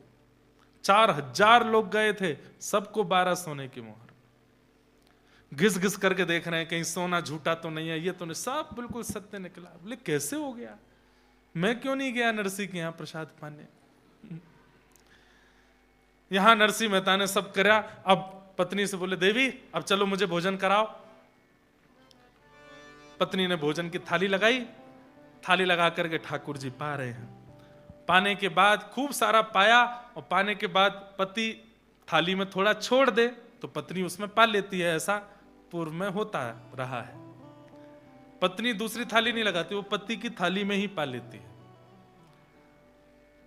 ठाकुर जी का अधरामृत बचा है। ठाकुर जी ने सब पाया। वो देवी अब तुम पालो, मैं हाथ हस्त प्रक्षालन करके आता हूं। और ठाकुर जी प्रसाद पा करके उठे, उठ करके हस्त प्रक्षालन करने गए। वो बोले ध्यान लगा के देखूं नरसिंह कर क्या रहा है। देखा तो नरसिंह जी अभी भी नाच रहे हैं करताल लेकर। वाह रे नरसिंह, तू ऐसे नाचता रहेगा तो द्वारिका छोड़ के मुझे तेरे घर पर रहना पड़ेगा। ठाकुर जी ने तुरंत चुटकी बजाई और नरसिंह मेहता का जो भाव चल रहा था वो भाव तुरंत धूमिल हुआ। अचानक से नरसिंह मेहता जी का मन उच्चाटित हुआ, नेत्र खुले। देखा तो सेठ जी पूरा परिवार निहाल पड़ा है सामने, वो भी नाच रहे हैं। सेठ जी क्या समय हो गया? उस समय का तो पता नहीं कितना हो गया। बाहर जाके पूछा, बोले कि भैया हमारा कीर्तन कितनी देर से? बोले कम से कम 20-25 घंटे हो गए भैया, कल सुबह शाम को शुरू किया, आज की शाम हो गई है। नरसिंह मेहता बोले ब्राह्मणों ने उपद्रव कर दिया होगा, मेरी पत्नी को आज बहुत गालियां दी होगी, कहीं घर से ही नहीं निकाल दिया हो। अरे क्या हो रहा होगा? बेचारे उन 17 सूरदासों के तो कपड़े फट गए होंगे। नरसिंह मेहता बोले सेठ जी आप जल्दी मुझे दे दीजिए, मैं सामग्री लेकर के जाऊं। धन लेकर के सामग्री लेने के लिए जाना चाहते थे, लेकिन बोले एक बार घर की स्थिति तो देख चलूं, कहीं आग वाग तो नहीं लगा दी घर में। घर के बाहर से झांक करके देखा तो चबूतरे पर पत्नी बैठे प्रेम से प्रसाद पा रही है। नरसिंह मेहता बोले ये क्या हो रहा है? हो सकता है पीछे से कोई व्यवस्था हो गई हो, ये प्रसाद कैसे पा रही है?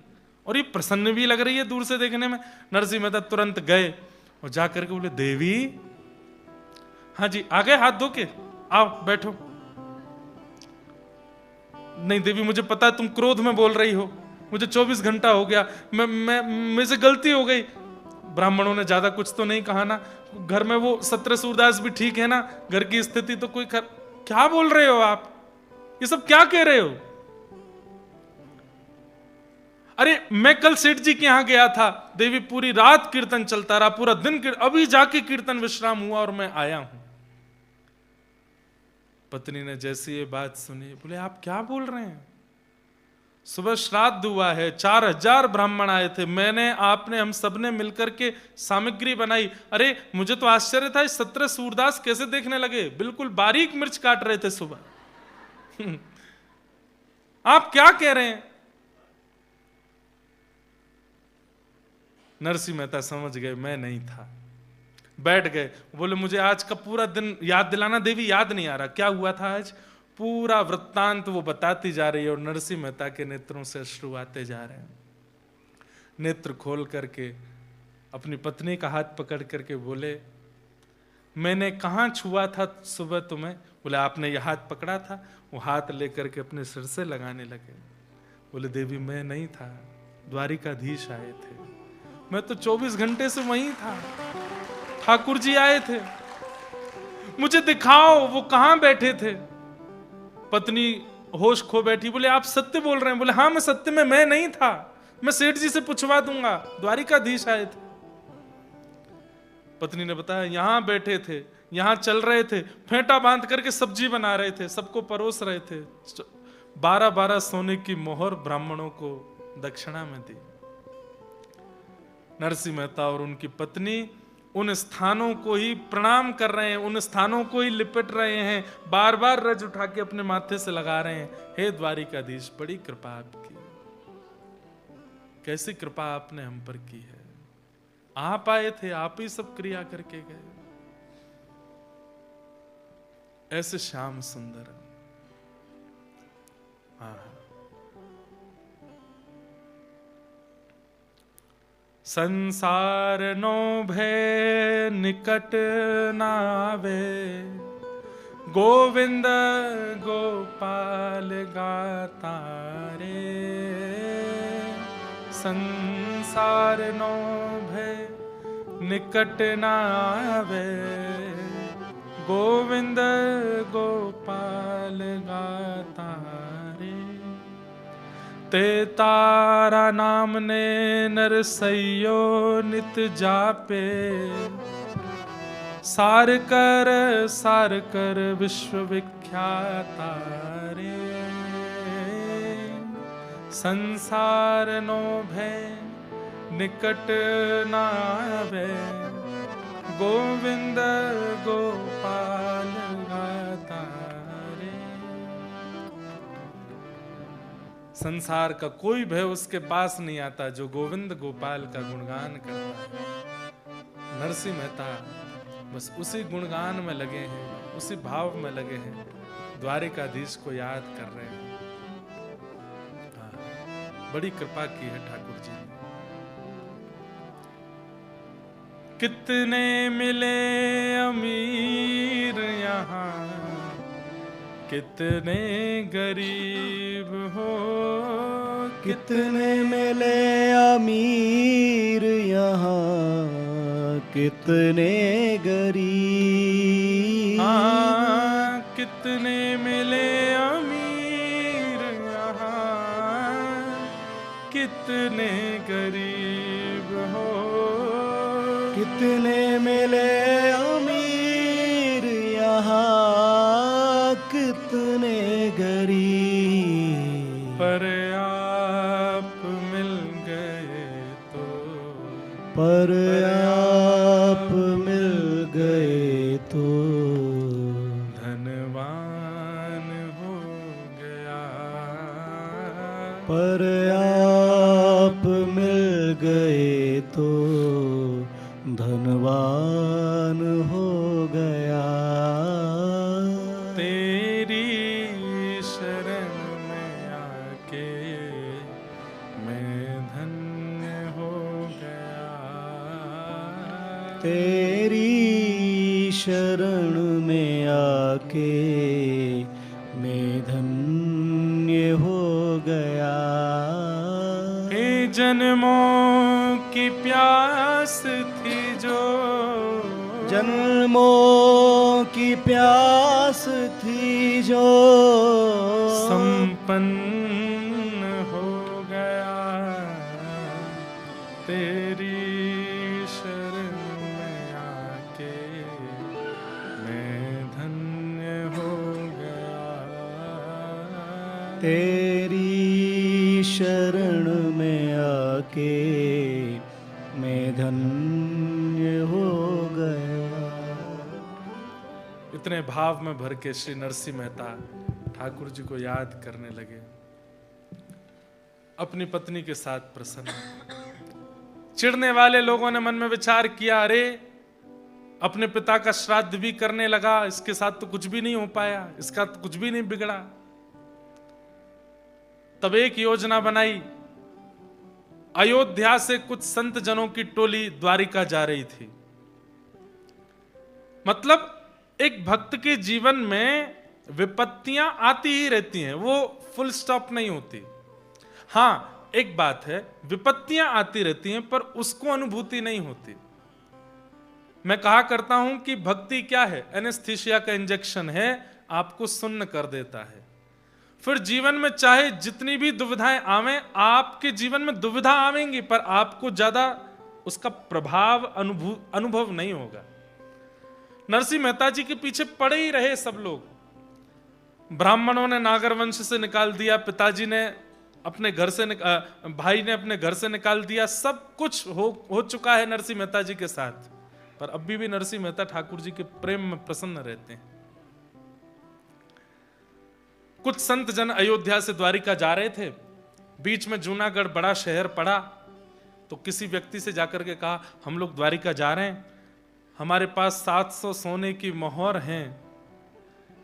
यहां कोई जूनागढ़ में ऐसा व्यक्ति है जिसको हम 700 सोने की मोहर दे दें और वो लिख करके हमें दे दे, ताकि हम द्वारिका में जाके किसी को वो लिखाई दें तो वहां हमें 700 सोने की मोहर मिल जाए, क्योंकि रास्ते में चोर डकैत बहुत पड़ेंगे, सब लुट जाएगा हमारा।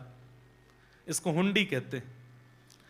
तो हुंडी लिखने वाले, it's just kind of cheque जैसा होता है कि आपने किसी को रकम लिख करके नीचे साइन करके दे दिया, अब वो आप उस बैंक में जाकर के उसको जमा करें, उसको पैसे मिल जाएंगे। तो पुराने समय में चेक नहीं होते थे, हुंडी होती थी। पर हुंडी में ऐसा होता था कि किसी धनवान व्यक्ति को आप 700 सोने, मतलब जितने भी हो उतनी मोहर दे दीजिए।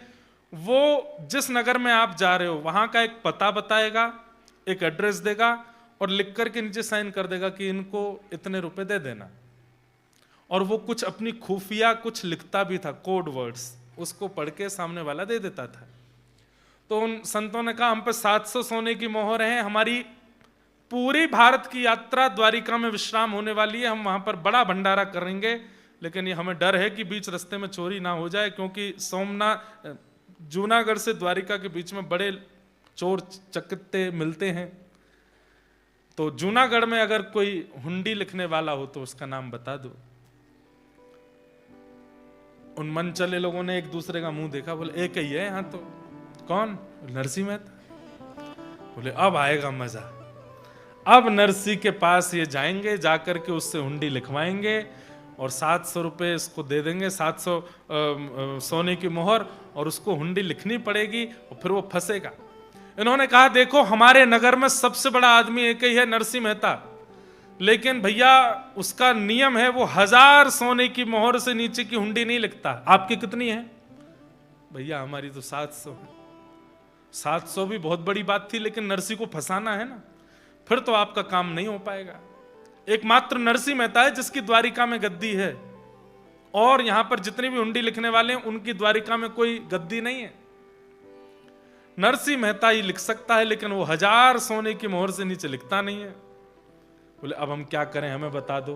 बोले आप तो जाकर के 700 सोने की मोहर उसके चरणों में रख देना, वो लाख मना करे उसके चरण पकड़ लेना, वो ये भी कहेगा कि मेरी कोई गद्दी नहीं है द्वारिका में, आप तो पीछे पड़ जाना। बोले आप कृपालु हो, दयालु हो, संतों पर कृपा नहीं करोगे? चरण धोके पीने लग जाना उसके, क्योंकि जानते हैं कि संत जब ऐसा करेंगे तो नरसिंह बेचारा रो के अंत में स्वीकार कर ही लेगा, खूब मना करेगा। लेकिन आप करके ही मानना। आहा, श्री प्रियादास जी, उन्होंने भक्ति रसबोधनी टीका में बहुत सुंदर वर्णन किया। तीरथ करत साधु आए पुर पूछे को, हुंडी लिख दे हमें द्वारिका सिधारिये, जेवे रहे दूषी कही जाते ही भगावे भूषी, नरसी विदित साह आगे दम डारिये, चरण पकड़ गिर जावो जो लिखावो अहो, कहो बार बार सुन बिनती न टारिये, दियो ले बताए घर जाहे वही रीति करी, भरी अखबार मेरे भाग कहां बारी में। ये नाभा जी ने भक्तमाल जी की रचना की, उसमें उन्होंने छप्पे लिखा। उस छप्पे का विस्तार फिर श्री राधा रमणीय परंपरा में दीक्षित श्री प्रियादास जी ने टीका लिखी, भक्ति रस बोधनी टीका। उन्होंने इस प्रकार से भक्तों के चरित्र को विस्तार किया है, बहुत सुंदर है। ये भी इतने शब्दों में पूरी बात बता दी। बोले आप तो जाइए नरसी के चरणों में गिर जाइए। नरसिंह मेहता का घर भवन तो बड़ा बना ही हुआ था। जैसे ये साधु महात्मा गए घर देख करके और नरसिंह मेहता को देख करके बड़े प्रसन्न हुए। नरसिंह मेहता का स्वरूप था कि संतों को देखते ही चरण धोने भागते थे। चरण धोए,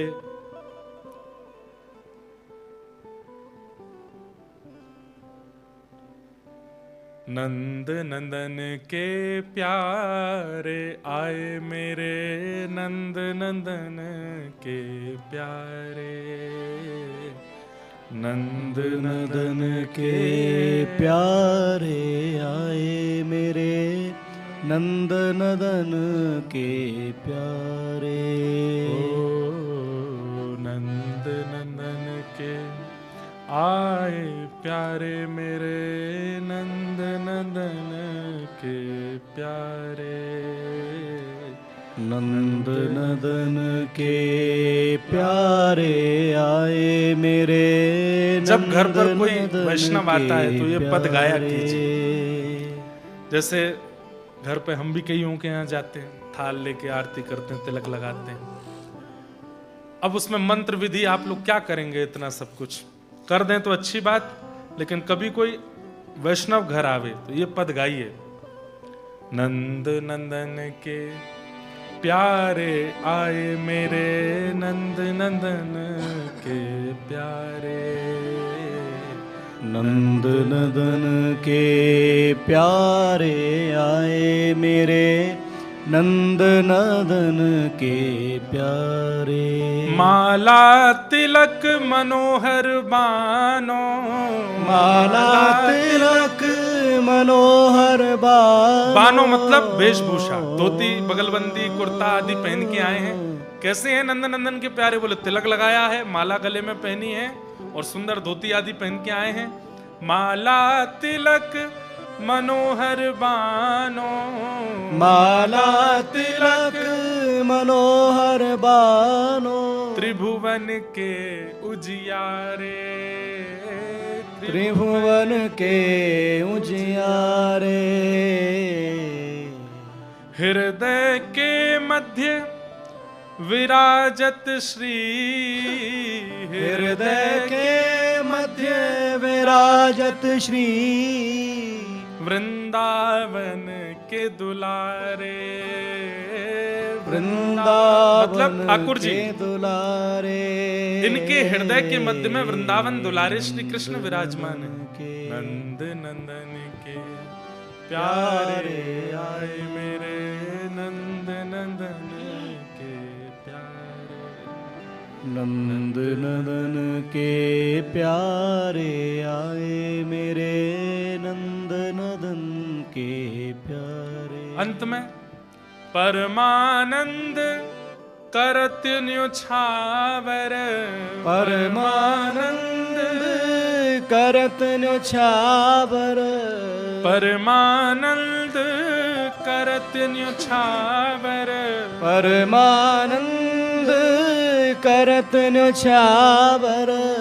वारी वारी हो वारे, हो बार बार हो बारे। नंद नंदन के प्यारे आए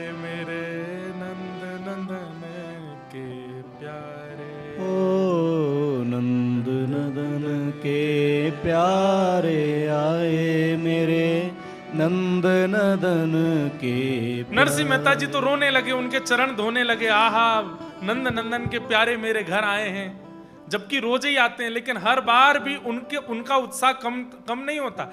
जैसे रोज किसी के घर संत आते हो तो निश्चित होगा कि 3-4 संतों के बाद में अब इच्छा कम होने लग जाएगी, उतना उत्साह नहीं रहेगा। पर नरसिंह मेहता तो हर दिन उसी उत्साह में रहते हैं, जैसे मानो पहली बार कोई उनके घर आया हो। खूब तिलक माला इत्यादि लगा करके चरण धो करके खूब सुंदर किया। तो आपस में वो सब संत क्या कानाफूसी करने लगे, बोले इनको किसी ने बता दिया है कि हम हुंडी लिखवाने आए हैं, इसीलिए हमारे पांव वाँव धो के हमको मना रहे हैं कि हुंडी न लिखवाऊं। इनको पता चल गया है कि हम हुंडी लिखवाने आए हैं। तुरंत उन संतों ने उल्टे नरसिंह मेहता के पैर पकड़े, बोले नरसिंह जी हमारी एक समस्या का समाधान करो। अरे अरे अरे, आप मेरे चरण क्यों पकड़, क्या बात है? बोले हमें पता है द्वारिका में आपकी गद्दी है, आप हमारी हुंडी लिख दो। हुंडी?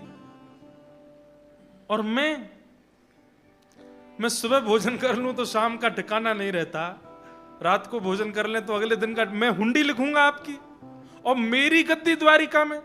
किसने बहका दिया आपको? बोले हमें सब पता है, ये सब बात आप बोलोगे ये भी हमें पता है। हमें बता दिया गया था कि वो कितना भी मना करें चरणों में। हमें पता है आप 1000 सोने की मोहर से नीचे हुंडी नहीं लिखते, पर हम गरीब, हम संत जन हैं, हमारा तीर्थ यात्रा पूरी द्वारिका में होगी, वहां हमें भोजन प्रसादी करना है, बीच में कोई धन लूट लेगा हमारा, ये 700 सोने की मोहर है। हमें पता है हम आपके योग्य, 1000 हुंडी, 1000 सोने की मोहर नहीं 700 है, लिख दीजिए ना। नरसिंह बोले पर मेरी कोई गद्दी नहीं है द्वारिका में, मैं किसकी सौगंध खा के बताऊं? बोले हमें यह भी बताया था कि वो सौगंध खाने को तैयार हो जाएगा, पर फिर भी उसी से ही हुंडी लिखवाना। नरसिंह जी जानते तो थे कि जूनागढ़ के लोग कुछ ज्यादा ही प्यार करते हैं मुझसे। जब वे संत रोने लगे तो नरसिंह जी से सहा नहीं गया। हे द्वारिकाधीश, मेरा द्वारिका में कोई गद्दी नहीं, आप ही हो मेरे तो, और तो कोई है नहीं। ठीक है, लाइए 700 सोने की मोहर, पर मेरा एक नियम है। आपको किसी ने कहा कि मैं हुंडी लिखता हूं? बोला हाँ, मेरा नियम है कि मैं हुंडी के पैसे लेके पहले उन्हें खर्च करता हूं, ये मेरा नियम है। संत जन बोले ये कौन सा नियम है? बोले देख लीजिए एक बार। 700 सोने की मोहर लेकर के उन संतों को घर में ही रखा, और महाराज चून का नौता, मतलब जूनागढ़ के आसपास के संतों को निमंत्रित कर दिया कि सब लोग आकर के मेरे घर प्रसाद पाओ।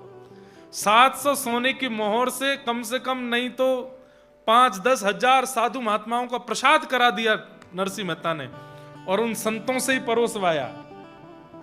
सबकी प्रसादी होने के बाद, दक्षिणा वितरण करने के बाद, जब 700 सोने की मोहर बिल्कुल 0 हो गई, शून्य, तब एक पर्चा लिया और उसमें लिया, हे मेरे प्राण आधार जीवन आधार, मेरे प्राण प्रिय सांवलिया सेठ श्री द्वारिकाधीश, मैं आपका दासानुदास नरसिंह मेहता 700 सोने की मोहर आपकी कानी से ले ली है, इन संतों को भेज रहा हूं, कृपा कर हो मारी हुंडी स्वीकारो महाराज रे सांवरा गिरधारी। मारी हुंडी स्वीकारो महाराज रे सांवरा गिरधारी। हमें गुजराती ज्यादा आती नहीं है, जितनी आवे सुन लीजिए। हे मारी हुंडी स्वीकारो महाराज रे सांवरा गिरधारी। ओ मारी हुंडी स्वीकारो महाराज रे सांवरा गिरधारी। मारी हुंडी स्वीकारो महाराज रे सांवरा गिरधारी। ओ मारी हुंडी स्वीकारो महाराज रे सांवरा गिरधारी। सांवरा गिरधारी। सांवरा गिरधारी। सांवरा गिरधारी। ओ सांवरा गिरधारी। माने एक छे थारो आधार रे सांवरा गिरधारी। ओ मारो एक छे थारो आधार रे सांवरा गिरधारी। ओ माने एक छे थारो आधार रे सांवरा गिरधारी। ओ मारो एक छे थारो थार रे सांवरा गिरधारी।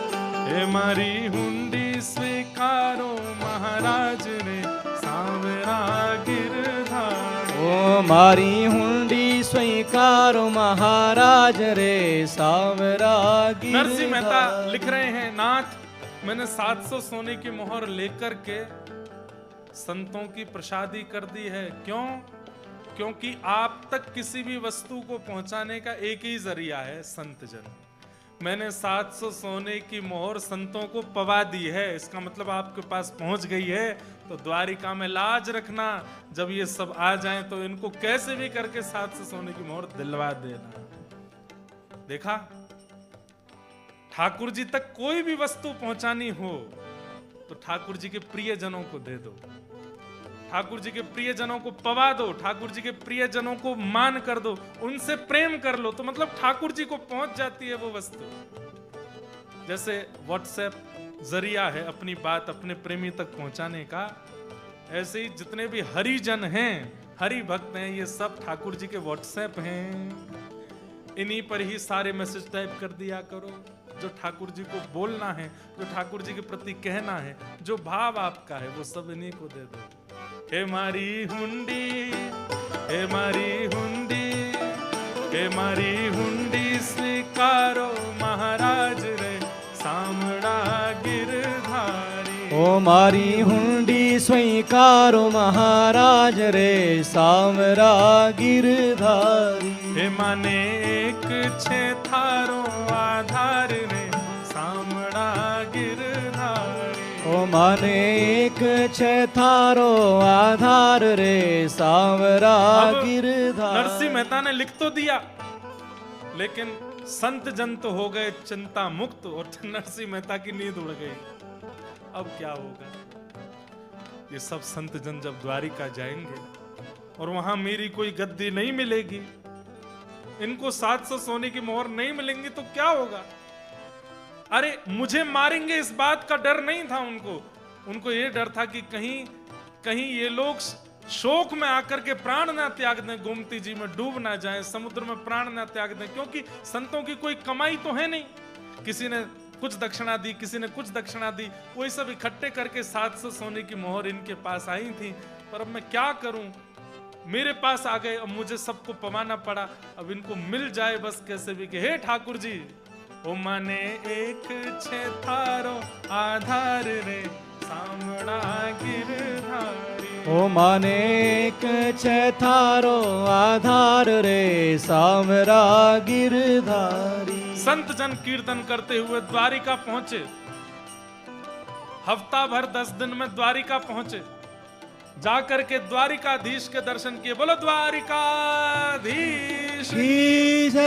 और हाँ, एक बात, हुंडी लिखने के बाद में पूरा पर्चा बंद करके मोहर लगाई नरसिंह मेहता ने और बोले किसको देना है भैया वहां जाके? बोले गोमती जी के तट पे जाकर के, वहां पे सांवलिया सेठ हैं, एक सेठ जी हैं, उनका नाम क्या है? सांवलिया सेठ, उनको जाकर के ये दे देना। बोले अच्छा ठीक है। अब संत जन वहां पहुंचे, वहां जाकर के द्वारिकाधीश के दर्शन किए, जाकर के गोमती जी के तट पर देखे, दुकान आदियों में घूमते देखते रहे, कहीं कोई सांवलिया सेठ नाम कहीं लिखा नहीं। दुकानदारों से पूछा भैया हम लोग जूनागढ़ से आए हैं, नरसिंह मेहता जी ने हुंडी लिखी है हमारी, यहाँ कोई सांवलिया सेठ है? सब लोग देख करके बोले कोई सांवलिया सेठ नहीं, हम तो यहाँ इतने साल से हो गए द्वारिका में, यहाँ हमने कोई सांवलिया सेठ का नाम नहीं सुना। संत बोले ऐसा मत बोलो, हमारा हृदय निकल के बाहर आ जाएगा, जल्दी बताओ नरसिंह मेहता की गद्दी कौन सी?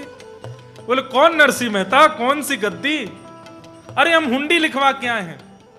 अरे तो हुंडी लिखने वाले अन्य शहरों में हैं, जूनागढ़ में कोई हुंडी लिखता है ये तो हमने कभी सुना भी नहीं है। संत जनों में दो चारों को तो बीपी हाई हो गया। बोले हमको तो पहले ही शंका लग रही थी, जब हम हाथ पांव जोड़ रहे थे, कह रहे थे हमारी हुंडी लिख दो, वो मना कर रहा था बार बार। एक संत रोता रोता बोला वो सब तो दूर की बात, हमारी 700 सोने की मोहर हमारे सामने पूड़ी बना के खिला दी उसने। वो मिलेंगे भी नहीं दोबारा, और वो तो बोल देगा कि मैंने तो तुम्हारी तरफ से संत भोज करा दिया। अब क्या होगा?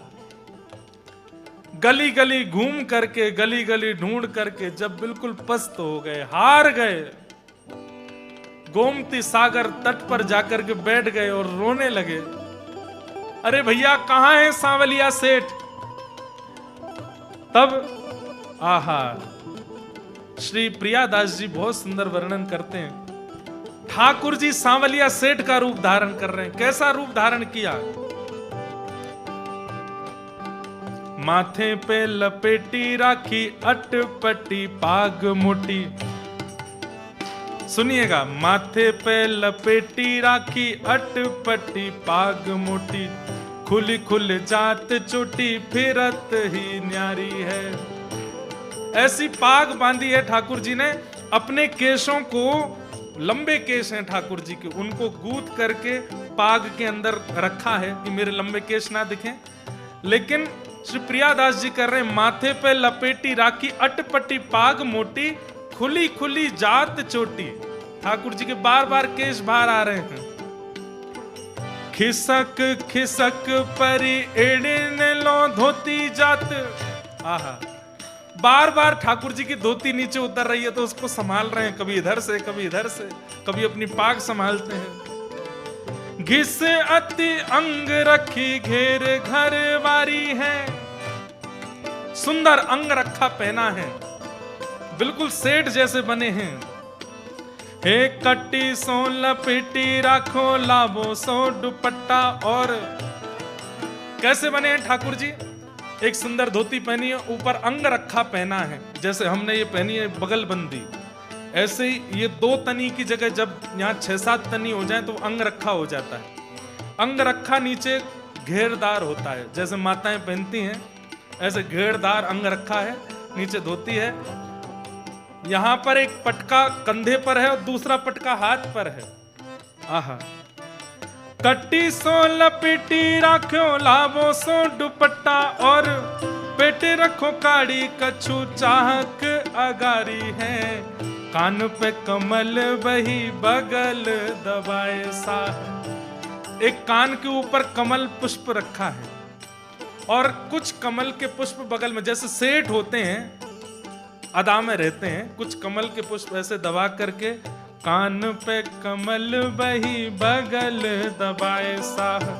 कांधे धरी धम से सुथेली आने डाल, मारी हुंडी स्वीकारो महाराज रे सामना गिरधारी। ओ मारी हुंडी स्वीकारो महाराज रे सांवरा गिरधारी। हे मारी हुंडी स्वीकारो महाराज रे सामना गिरधारी। ओ मारी हुंडी स्वीकारो महाराज रे सांवरा गिरधारी। हे माने छे थारो आधार रे सामना गिरधारी। हे मारो एक छे थारो आधार रे सांवरा गिरधारी।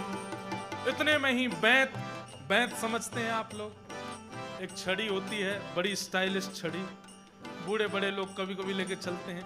बैंत खटकाते हुए, अपनी जूतियों की खनक करते हुए, इत्र की सुगंधी कमल घुमाते हुए, सिर पर पाग पहनी है, बीच बीच से उनके घुंघराले केश बाहर आ जाते हैं तो उनको भीतर करते हैं।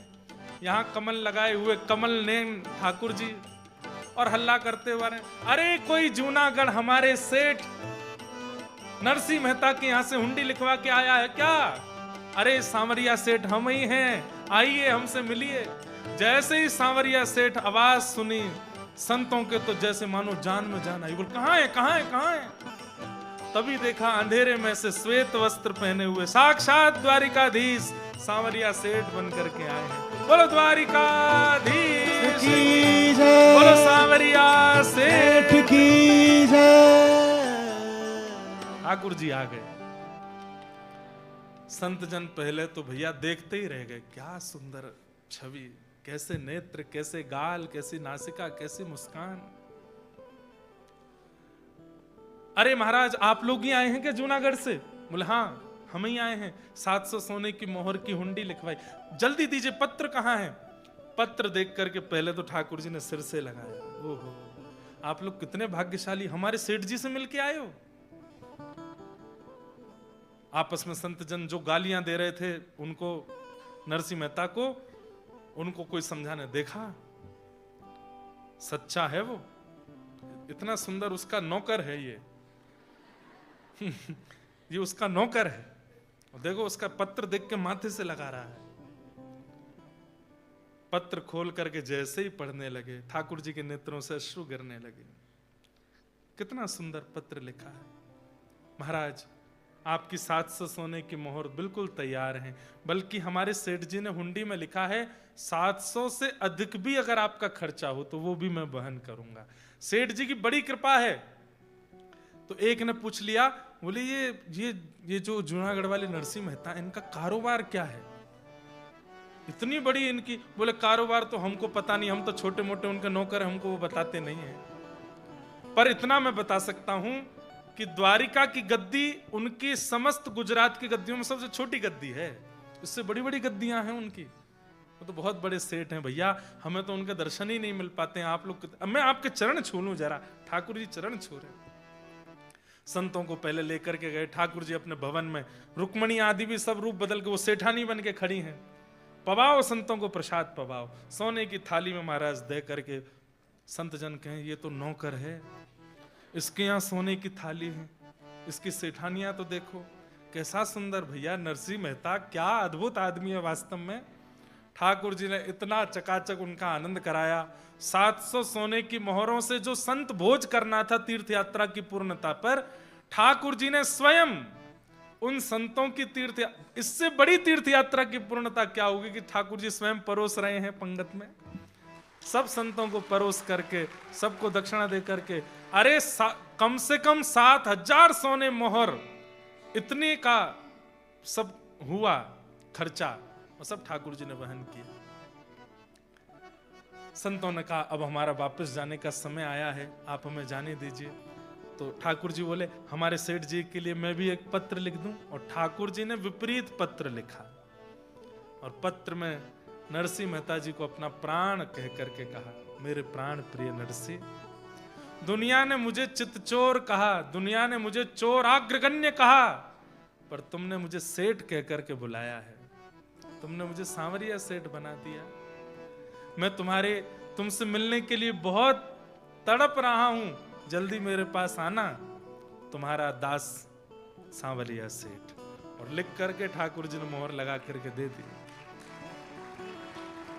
संतों को क्या पता कि ये भक्त भगवान की वार्ता, उनको तो लगा ये नौकर और स्वामी हैं। वहां लौट करके संत जन जैसी गए, नरसिंह मेहता ने दूर से देखा। नरसिंह मेहता पत्नी से बोले बोरिया बिस्तर मांगो, भगो यहां से, ये मारने आ रहे हैं हमको। वे तो नाचते गाते हुए आ रहे थे। नरसिंह मेहता ने जैसे ही देखा, भगवान मुझे क्षमा कर दीजिए, आप कुछ कहें उससे पहले मैं ही क्षमा मांग लेता हूं। बोले क्षमा, हृदय से लगो हमारे। अरे भैया तुम्हारा नौकर कितना सुंदर था, वो सांवरिया सेठ कितना बढ़िया, उसके घर उसकी सेठानियों, हम संत जन हम तो बिल्कुल मर्यादा में रहते हैं, बिल्कुल, पर उसकी सेठानियां भी इतने शिष्टाचार से, इतने व्यवहार से सब पवा रही थी। आप सब क्या कह रहे हैं? बोले हाँ, उन्होंने पत्र दिया। पत्र खोल करके जैसे ही नरसिंह मेहता ने देखा, नेत्र सजल हो गए। मेरी हुंडी स्वीकार ली है, किसने? सांवरा गिरधारी। नरसिंह मेहता जी तो नाचने लगे, आनंदित हो गए, प्रसन्न हो गए, उन संतों के साथ नाचने लगे। अब मैं क्या सत्य बताऊं आपको कि आप किससे मिलकर के आए? अरे भैया वो नौकर नहीं है, वो सबके स्वामी है, साक्षात द्वारिकाधीश आए थे। मेरी कोई हुंडी नहीं है वहां पर, मेरी कोई गद्दी नहीं है, मेरा कोई नौकर नहीं है। मैंने आपके उस पत्र में द्वारिकाधीश से प्रार्थना की थी कि आप ही लाज बचाइए, वही आए। और सब सत्य नरसिंह मेहता ने बताया। संत जन धन धन्य हो गए। बोले हमने तो, इससे बड़ी तीर्थ यात्रा का समापन क्या होगा कि प्रत्यक्ष ठाकुर जी का दर्शन हमको, नरसिंह मेहता तुम्हारी वजह से हो गया। नरसिंह मेहता जी ने कहा अब आप लोग भी यहीं रुक जाओ, हमारे भवन में ही रहो हमारे साथ, और उनको भी वहीं रोक लिया। ऐसे नरसिंह मेहता अपनी पत्नी के साथ खूब सुंदर ठाकुर जी की सेवा में लगे हैं। आई एम वेरी सॉरी, आज थोड़ा टाइम ज्यादा लिया है आप लोगों का, पर कल एक दिन की कथा और बची है, कल हम लोग आगे के प्रसंग सुनेंगे। नरसिंह मेहता जी की बेटी का ब्याह हो गया अंजार में, गुजरात के कच्छ में अंजार एक स्थान है, वहां उनकी बेटी का ब्याह हुआ पर गौना नहीं हुआ था। अब इसके आगे का जो प्रसंग है वो हम लोग कल सुनेंगे, और कैसे ठाकुर जी उनकी पुत्री के लिए भात भरने गए आदि आदि भावों को हम लोग कल सुनाएंगे। हे भजो मुकुंद माधव मुरारी, भजो मुकुंद माधव मुरारी,